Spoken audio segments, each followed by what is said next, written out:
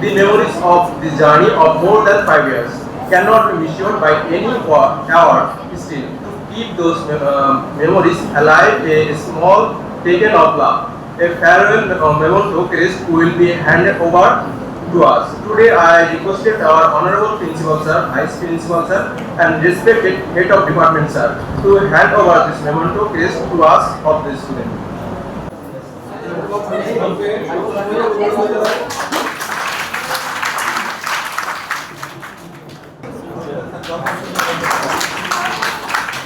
Imran Khan.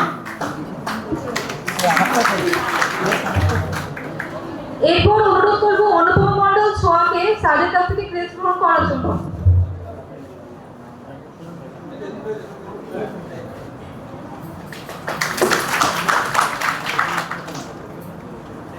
Next, I respectfully invite our Honorable Principal Sir, Professor Saiful Islam Sir, to deliver his valuable guidance for our future path.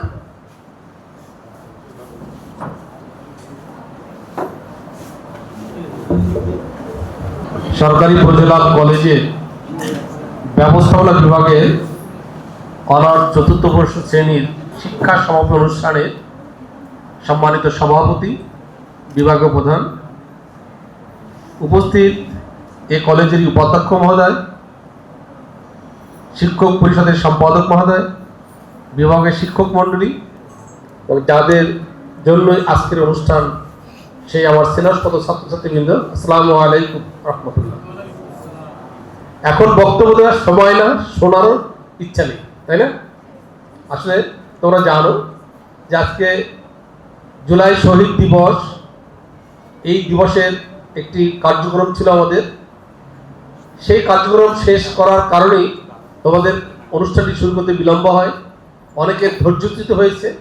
শুধুমাত্র শিক্ষার্থীদের নয়, আমি এসে দেখলাম বিভাগীয় শিক্ষকদেরও অনেকে ধৈর্যচ্যুত হয়ে গেছে, যে যারা এই অনুষ্ঠানটি অসমাপ্ত রেখেই বিভাগ থেকে চলে গিয়েছেন। এটা অত্যন্ত দুঃখজনক। আমি আশা করব বিভাগ এরপরে যখন কোনো অনুষ্ঠান আয়োজন করবেন, বিভাগীয় প্রধান মহোদয় অত্যন্ত শক্ত হাতে এই জিনিসটা হ্যান্ডেল করবেন। এই ঘটনার পুনরাবৃত্তি ঘটতে দেওয়া যায় না। শিক্ষার্থীদের উদ্দেশ্যে আমার একটি কথা, তোমরা একাডেমিক একটা স্তর শেষ করেছো মাত্র, সব কিছু শেষ হয় নতুন কিছু শুরু হওয়ার জন্য, কি তাই না? সুতরাং তোমাদেরকে আবার নতুন করে শুরু করতে হবে। তোমরা যারা অনার্স পাস করবে তাদেরকে মাস্টার্সে অ্যাডমিশন নিতে হবে। কেউ বা এই কলেজে অ্যাডমিশন নেবে, কেউ বা বিশ্ববিদ্যালয়ে এমবিএ করতে যাবে, কেউ বা অন্যান্য ডিগ্রি নিতে যাবে। মাথায় রাখবে, আমাদেরকে মানুষ হতে হবে। আমাদেরকে মানবিক মূল্যবোধ সমৃদ্ধ মানুষ হতে হবে। একটি পাখির ডিম থেকে বাচ্চা ফোটার পরেই সে পাখি হয়ে যায়। একটি প্রাণীর বাচ্চা মায়ের গর্ভ থেকে জন্ম নেওয়ার পরেই সে ওই প্রাণীতে রূপান্তরিত হয়।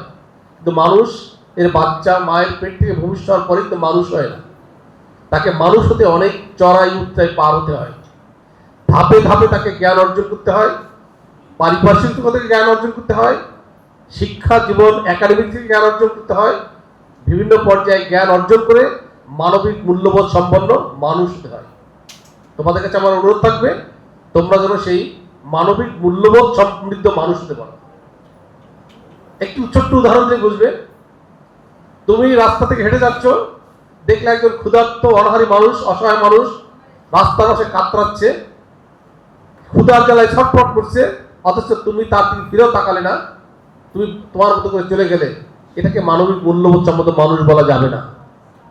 কারণ আমরা যারা এই অবস্থায় দেখব, আমাদের উচিত হবে ওই ক্ষুধার্ত ব্যক্তিকে অন্তত ক্ষুধা নিবারণের ব্যবস্থা করা।